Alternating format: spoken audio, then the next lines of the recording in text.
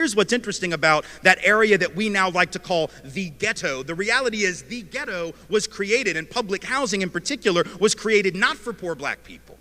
It was created for poor white people. And in fact, for the first several years of public housing, people of color couldn't even get into public housing projects.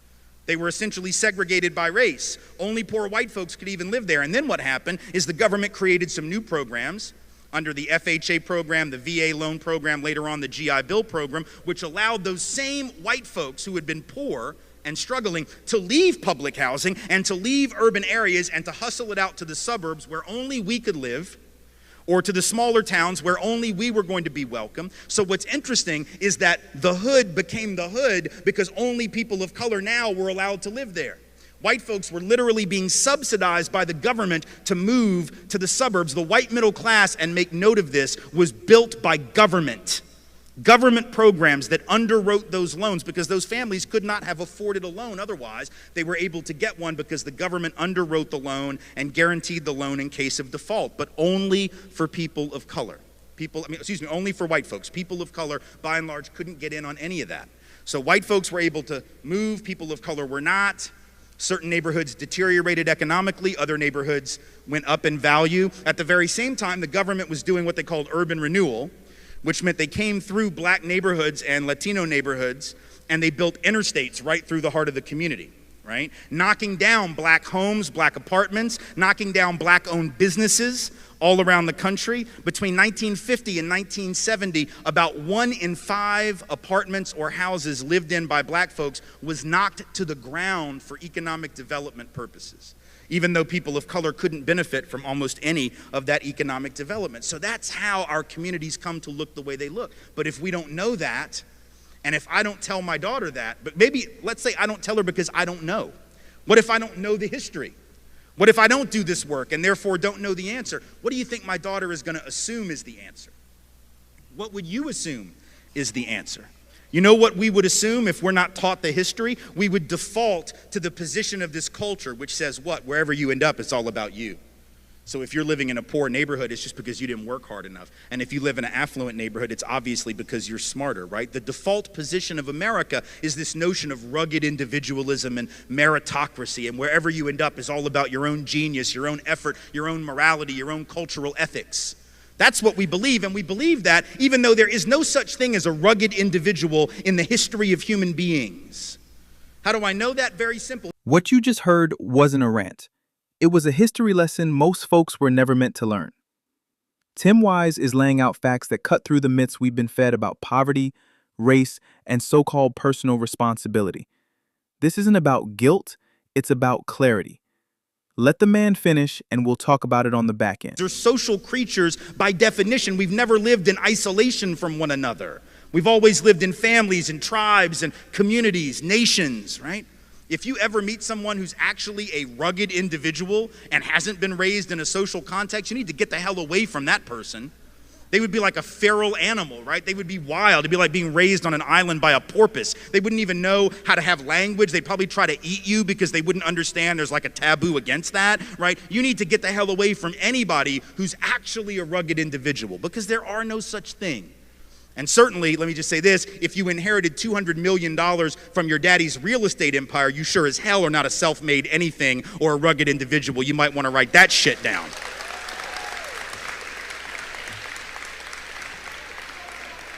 So there is no rugged individual anything. We're all social beings. Some have had opportunity, others have not. Unless we're honest about that, unless we're willing to have a conversation, we end up misleading ourselves and we can't understand what we're seeing. And then if we can't understand it, we're not going to fix it, right? We're not going to fix the disparity in housing if we don't understand where it came from. So if the data says, and it does, that white folks on average have 15 times the net worth of black folks, 13 times the net worth of Latino folk, right? We just assume, well, we must have worked harder. Is that right? That's interesting because actually the black folks and brown folks have done some of the hardest work in this country ever since the country was founded. Were it not for the labor of African descended peoples, there would be no country at all. In fact, it was my family White slave-owning family in the South that got black folks to do all the hard work because we were lazy asses and didn't want to work at all. White folks in the South on the plantation used to want to sit on the porch and drink mint juleps and have carriage rides rather than work, while black folks did all the real labor. And yet we decided that black folks are lazy, which I find fascinating. Right? And then people write to me and say, well, these black people, they're just taking all the jobs. Okay, which is it, precious? Because it can't be both. People of color can't take all the jobs and be lazy. I don't ask much of racists because I expect very little. But you cannot be lazy and take all the jobs. Are we at least clear on that? Like, if you took all the jobs, you were like the opposite of lazy. If you are indeed lazy, you probably did not even take one job, let alone all of them. So I just need racists to get their damn story straight. That's all I ask. I just don't like moving targets. That's all, right? But if I don't tell my daughter the truth, she defaults to the position of the culture, and then she can't understand what the problem is. The same is true with policing. You can't understand the Black Lives Matter movement and the importance of it if you don't know the history and the relationship between law enforcement and black and brown peoples. If you understood that history, you wouldn't ask one question about why this movement is necessary and why it's righteous. If you knew that history, but you don't know it, and it's not your fault. You weren't supposed to know it, and nobody taught it to you, right? So you don't have to know that modern policing traces back to slave patrols. That black folks' first experience with law enforcement was having, you know who? Working class and poor white folks on horseback going around keeping black folks in line on behalf of the rich master that owned all the property. That sounds a lot like modern policing, because ain't no rich people policing, right? It's working class folks who were out there protecting the property of rich people against the depredations of poor people. That's what modern policing is, and it traces back. And we know that's what modern policing is, by the way, because we will lock you up for 10 years for $100 worth of food stamp fraud. But if you take $12.5 trillion on Wall Street, 20% of the net worth of this country, you will not do 1 day in jail. So we know that law enforcement has got nothing to do with enforcing the law. It's got nothing to do with good people and bad people, lawbreakers and the law abiding. It only has to do with controlling certain people. And black and brown folks know who those certain people usually are because it's always been them. See, black folks know that it was cops who were involved in race riots and racial terrorism against black communities for the first 50 years of the 20th century. You didn't learn about that in class either, and that's not your fault. It wasn't taught. But in fact, every single year, just about from 1900 all the way to the 1930s, 1940s at least, there were race riots where white folks would just go into black communities, burn them to the ground, bomb them from the air like in Tulsa, Oklahoma, rip people out of their homes, beat them in the street, and police sat by, watched it happen, and participated. That doesn't mean that every cop in the modern era is like that, but it means that black folks can be excused for being not so clear on the decency of police in their communities because there's a history there. It was police who dragged black folks and white allies off of those sit-in stools at lunch counters in the South to enforce segregation. See, when your job is to enforce the law, and for most of American history the law was against you as a people, then enforcing the law means you are the first line of oppression. People of color know that history and need to be excused when they don't just get over it because that continues. How do we know it continues? Very easy. We know from the data on racial profiling that black folks are twice as likely as white folks to be stopped and searched for drugs, even though white folks are more likely to have drugs on us on the occasions that we're searched. White folks use drugs and sell drugs at the same or higher rate than black folks and Latinos, and yet it is black folks and Latinos who in any given year make up 85 to 90% of the people who get arrested and incarcerated for a drug offense. See, people of color know that. And if we don't understand when black folks rise up and say Black Lives Matter. Well, what do you mean, black? All lives matter. Yes, sweetheart, I know they do. Yes, they do. And that is a totally irrelevant and unnecessary point to make. You see, you don't have to say all lives matter. We take that for granted. What we've never accepted in this country is that black and brown life matter. You have to proclaim that which is ignored, you see. That's why we have Black History Month right now and not White History Month. We don't have to have White History Month because we got May and June and July and August. And every other month where we learn about white folks, we don't have to call it that. See how slick that is? That's how white supremacy operates. You don't have to call it White History Month. You just call it history, and literature, and theater, and poetry, and art. You don't have to racialize where it came from, right? That's what Malefi Asante at Temple calls universalizing the particular, which is the hallmark of Eurocentric thought, right? Not everybody's experience is the same. And so when certain people have been left out of all, you have to call that out by name. Because see, we've always said all, then we didn't mean it. We said all men are created equal, and we didn't mean that shit, right? We didn't mean women, but we didn't even mean all men. We said all, and it was a lie when we said it, right? And so in a sense, when you say Black Lives Matter, to respond with all lives matter would be like going in a time machine back to 1971. Y'all won't remember this, those who were students, those who were older will. Around 1970, 71, 72, the big phrase was black is beautiful, right? There was this desire to take back the beauty narrative from a beauty industry, fashion industry, glamour industry that had hijacked it and denigrated black physicality and beauty, right? So folks were saying black is beautiful to reclaim a sense of beauty for themselves. It'd be like getting in a time machine, going back to 1971, hearing somebody say black is beautiful and tapping them on the shoulder and going, but we're all beautiful in our own way. Yes, shut up, we know. Not the point. It'd be like going back to the early 80s when the HIV/AIDS crisis started. And it took several years for the president of the United States to even utter the word. Ronald Reagan didn't want to even utter the word, let alone cut loose with funding to deal with the problem until his buddy Rock Hudson died of it. And then all of a sudden, he was willing to talk about it a little bit, right? So for the first several years, what'd you have? You had activists out in the street. You had ACT UP, gay men's health crisis, out in the street demanding research and funding for HIV/AIDS, right? And what they were saying, in effect, was people with AIDS lives matter. That wasn't the actual phrase, and we didn't have hashtags, but that was essentially what they were saying, right? People with AIDS lives matter, and we need to pay attention because right now we're not paying attention to that. And we don't seem to believe it as a society, so we need to start believing it. It would be like getting in a time machine, going back to 1983, 82, in the middle of an ACT UP event or a gay men's health crisis event and shutting down the protest by saying, yeah, but what about pancreatic cancer? People die of all kinds of things, right? Sort of not the point. You have to proclaim that which is ignored. And if we know the history, we understand that, right? Because if we know the history, we know that it is indeed black life, and I would suggest brown life, life of color generally, indigenous life, that is usually denigrated, demeaned, ignored. On a sexual level, it's trans lives that are demeaned, ignored, right?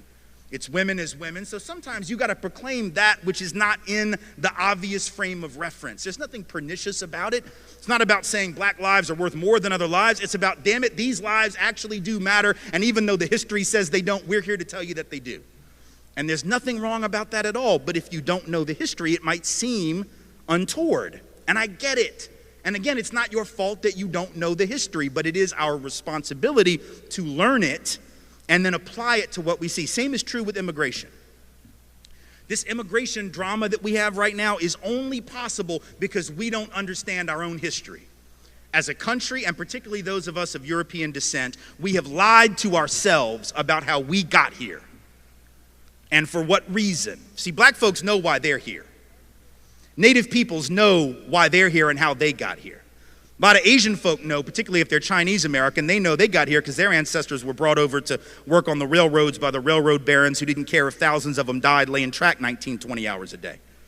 But for those of us who are from Europe, we have this fiction that we've told, and we believe it, even though there's no truth to it. You know what the fiction is? It's two parts. Number one, we say things like, with regard to Mexicans coming over the border, with regard to immigrants coming up, but only that border. That's the only one we care about, right? The southern border. I find that interesting. We're not flipping out about Canada, right? We don't have any of the Minutemen or the anti-immigrant groups sitting off the coast of Nova Scotia with a gun and a scope trying to like pick off the sneaky Canadians that are trying to sneak in here for our superior healthcare system, which after all would be a pretty stupid thing to do. But in any event, we only care about that one border, forgetting for a minute that that border was created at the end of a war that was started on false pretense by this country, after which we jacked half of their country. And you weren't taught that in school either because our history books aren't interested in telling the truth. They tell this very patriotic history that has no relationship to the fact. So that border is artificial. Mexican folk who are coming here, documented or not, let's be clear, are coming home. Their families were here before our families were here in almost every instance. But we forget that, and then we say things like, well, I don't mind them coming. I just want them to come legally like my people did. The hell does that even mean? Come legally? There was no law to break when our people came. The fact that we didn't break a law that didn't even exist, you don't get cookies for that.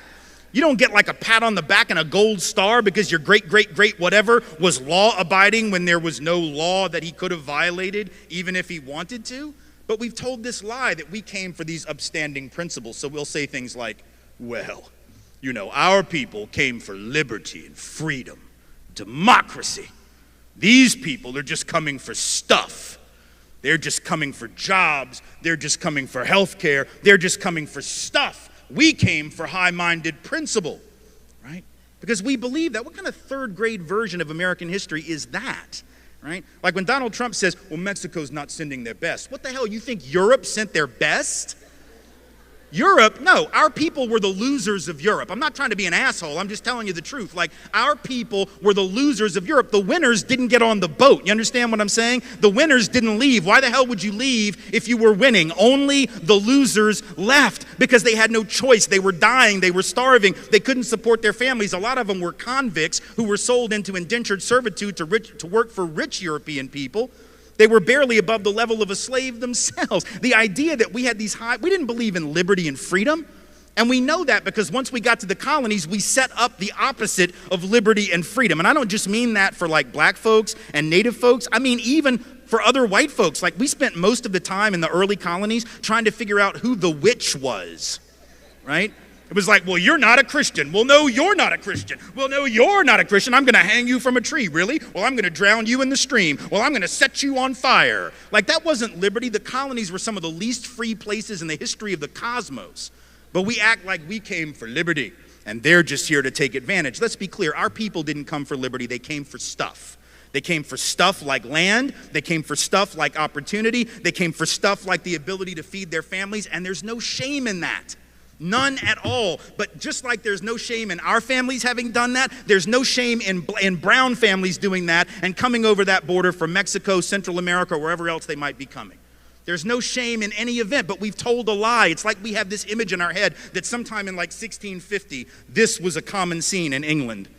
All the nice white noblemen got together, and one of them gathered his children around the fireplace in the middle of the 1600s and said, well, now, children, I think you'll agree with me that we're doing quite brilliant here, and we have this big mansion, and we have all this gold, and you remember last week when the king invited us to the palace, and you played out in the garden with his children. I know, it was brilliant, right? It was great, it was great, it was great. I bet it was lots of fun, but Daddy thinks that we need to stop all that nonsense and maybe strike out on an adventure, so here's my plan.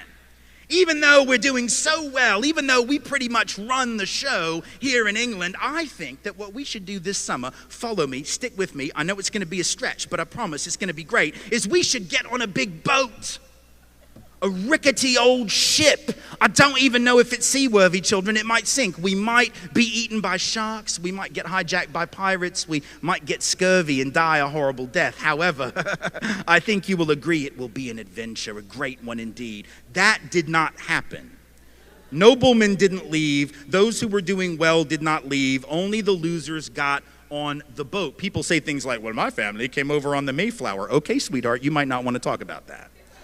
If you actually knew who was on those early ships, I'm not sure who was, but I know who wasn't. The king. The king was not on that ship. Nobody the king really wanted to keep around was on that ship, right? So our inability to see this, though, understand the importance historically. If we don't understand that we came for the same reasons that folks come today, be they documented or not, then we can't see them in us, and we can't see us in them. And that's why we have this drama, because we're spending all this time pretending that our motivations and our even human decency and ethics are different when they're not, you see.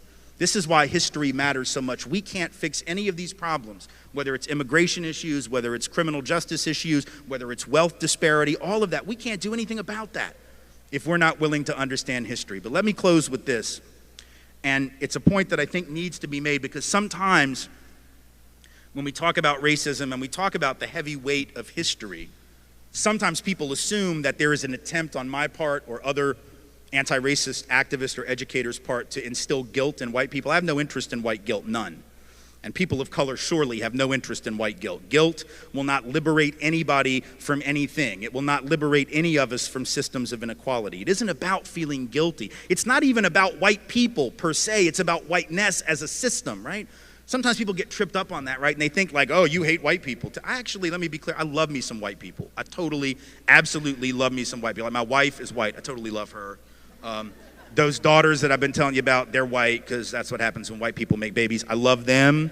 My mom, love her, nice white lady. And my dad and I don't get along, but it's not because he's white, it's about some other shit that we don't have time to process tonight. But if you read my book, White Like Me, you'll know what some of that is. We don't have to talk about that. It's not about white people. It's about whiteness. It's about a system of white supremacy that has turned us against one another, right? And so I want to tell you a story that tries to explain the difference between guilt and responsibility so you'll know what I mean when I say those things are different, because it's one thing to say that, it's another thing to really understand why. So let me just share a brief story with you, and then I'll take questions, and I'll let you out of here, and I'll be happy to sell you some books if you want one, because I got a college fund to pay for. So, feel free to come buy some merchandise. But anyway, the story is not about racism, so that part of the speech is over, right?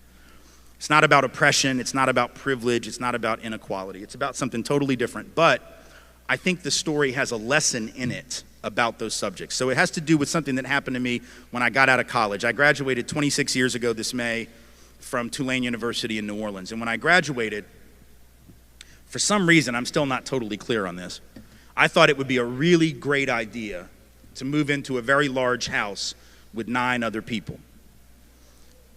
Let me just give you a little life advice, all right? Like if you haven't already figured this out, okay?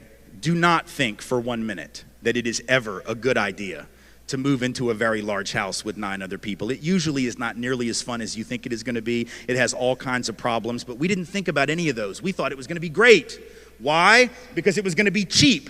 And we needed that because we were broke, right? We were right out of college. We didn't have any money. Rent was $525 a month. I don't mean per person, I mean total, right?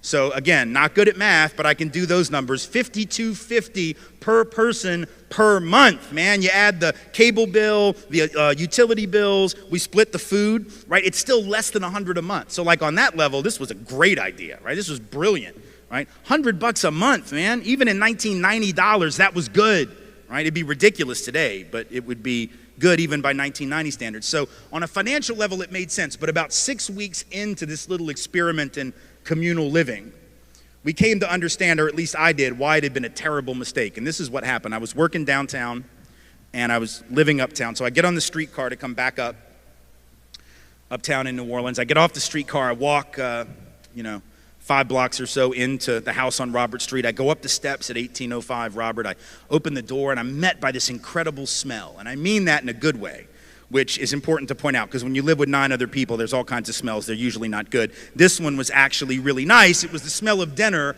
being cooked for the whole group because we also took turns making dinner for each other. And this particular night, one of my roommates was making dinner.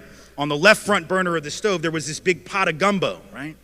And man, that's what you do in New Orleans. Big pot of gumbo, and it smelled good, and it looked good, and it even had shrimp in there. Not many, like I said, we were broke, but it had like 3. 3 of those really little bitty ass shrimp, those shrimp that are like so small, right, that they make jumbo shrimp look like lobsters or something, right? And so I looked at it and I smelled it and I thought, man, that looks great.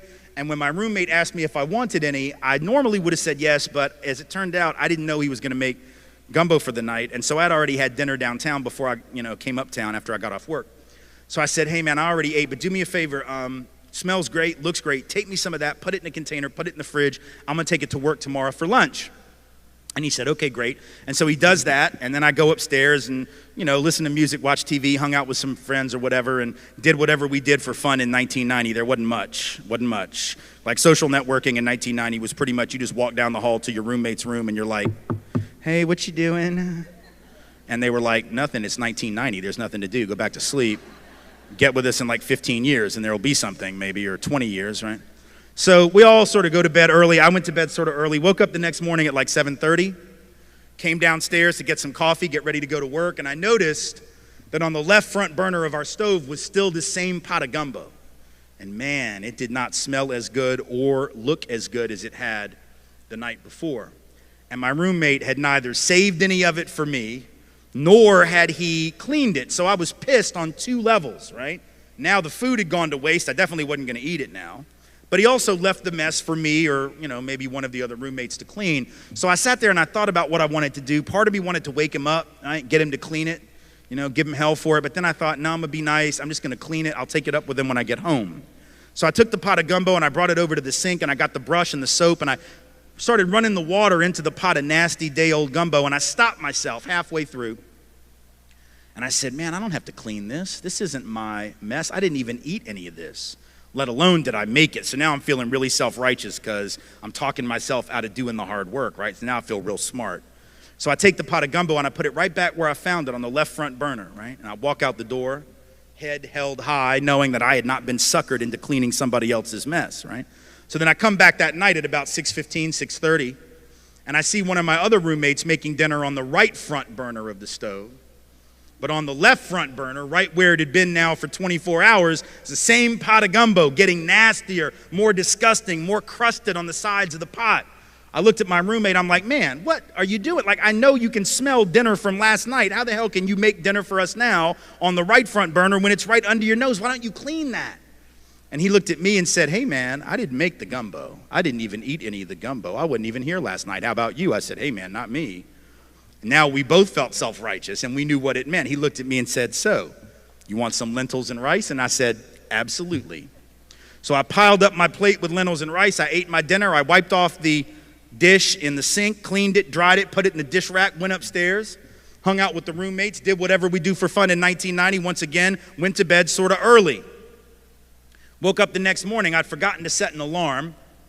Wake up about 7. But here's a tip. If you're living in a house where a pot of gumbo has been sitting on the left front burner of the stove for what is now 36 and a half hours, you are not going to need an alarm clock to wake your ass up. You are going to be awake, right? Because the smell is going to find you. It is going to crawl out of the pot of gumbo on the legs that it grew overnight. And I'm not speaking in metaphor, English majors. I mean that shit literally. Like the stink is going to grow feet and legs, and it is going to crawl out of the pot, across the kitchen, across the living room, up the stairs, down the back hall, go under your door frame, and it is going to find with the precision of a laser that thing on the front of your face you call the nose, and you will be awake. And now I was pissed because I knew what the smell meant, right? I knew what was waiting for me on the left front burner, having not been cleaned by anybody, least of all the guy that made the gumbo. So I opened my door real loud. I start stomping down the hall, hoping to wake people up, hoping to let them know just how displeased I am. Live with 9 other people, cannot find one of them. And the guy that made the gumbo's like, where's Waldo? Nobody knows where in the hell he went. He just made the gumbo like a practical joke and disappeared, right? Just wanted to see how long it would take for somebody else to clean up his mess, I guess. And I get down to the bottom of the stairs. I look across the living room into the kitchen. I see the pot of gumbo, and I'm pretty confident the gumbo saw me, right? With the eyes that it had also grown. It was evolving right there in our kitchen very rapidly, yes? And it was at that moment, not one moment earlier, but definitely not a moment later, that I came to understand maybe the most important lesson I'd ever learned about any subject. And what was it? The lesson was it didn't really matter anymore who made the mess. Didn't really matter anymore who was the author of all this unpleasantness, as the old saying goes. The only thing that mattered was that I was tired of living in that nastiness. I was tired of living with the residue of somebody else's actions. I was not to blame, but I had to take responsibility, because if I didn't, it may not get clean. You see, and the same is true with human society. When we decide that we will clean up the residue of what other folks left us, even though they did it without our permission and without our involvement, when we decide that we're tired of living in that, we will clean it. Not because we are to blame, not because we are guilty, but because we're the only damn ones left. Thank you all so much for being here. I appreciate your time. If you sat through that and still don't understand why Black folks are tired, frustrated, and speaking out, then let me help you understand in plain yet pointed terms. See, what you just witnessed wasn't just a history lesson. It wasn't just about housing discrimination, policing, or immigration. What that brother laid out, calmly, factually, and with undeniable clarity, was the anatomy of American denial. A denial so deep that folks will watch an entire community struggle, then say with a straight face, why don't they just work harder? Let me put it to you like this. If I knock your legs out from under you, chain you up, starve your family, burn your home, then put you in a race with me and say, let's keep it fair. And after I win, I say, well, I'm just faster. You'd call that insane. And yet, that's the narrative this country repeats every election cycle, every news headline, and every time a black child dies in poverty while a billionaire launches himself into space. It's always, why are they complaining? Why can't they pull themselves up? Well, what we've pulled up from, generation after generation, is a pot of rot left boiling on the American stove. And as Tim Wise so powerfully illustrated, that mess didn't cook itself. It was made. Deliberately. And we've been left cleaning it while still getting blamed for the smell. Now, I know some folks get mighty uncomfortable when we bring up the past. They say, well, I didn't do that. I didn't own slaves. I didn't redline a neighborhood. And maybe you didn't. But the question isn't whether you tied the knot. It's whether you're holding the rope. Responsibility doesn't require guilt, but it does require action. And in today's world, June 2025, if we're being specific, there's still folks out here debating whether systemic racism is even real. While food deserts exist in every black neighborhood, schools crumble within blocks of billion-dollar stadiums, and the prison system is practically a conveyor belt for young men who never had a fighting chance. This is not ancient history. This is now. This is the result of policies still in motion, ideologies still embedded, and lies still being sold. And if you pay close attention, you'll realize the narrative has just evolved. It's not white hoods and burning crosses anymore. It's voter ID laws, defunded public schools, media propaganda, and legislation designed to sound neutral but bite with venom. So when someone stands up and says Black Lives Matter, and your response is, well, all lives matter, you've missed the point entirely. That's like running into a house that's burning down and handing a glass of water to the one next door. Nobody said your house doesn't matter, but this one is on fire. This one's been on fire. What Dr. Wise said about the myth of rugged individualism, that hit home. Because we as Black people have been fed that same lie too, told that our failure is always our fault, never the system's design. And if you believe that, you're more of a product of propaganda than your own reflection. And let me speak directly to my people now. We cannot keep defending ourselves against lies we didn't write. We cannot keep explaining our pain to those who refuse to see the bruises. But what we can do, what we must do, is learn this history, master it, teach it to our children, so that when someone tries to gaslight them with slavery was a long time ago, they can say, yeah, but the chains just got paperwork now. Look, we've reached a point in this country where truth is seen as hostility and silence is celebrated as peace. But as Baldwin said, not everything that is faced can be changed, but nothing can be changed until it is faced. We're not here begging for guilt. We're demanding responsibility. And to the ones who do get it, black, white, brown, whoever, you've got work to do. If you're not the one who made the gumbo, but you're still smelling the stink, then you've got a choice. You can walk past it, pretend it's not there, or you can get your hands dirty and help clean up what centuries have left behind. That's where we're at now.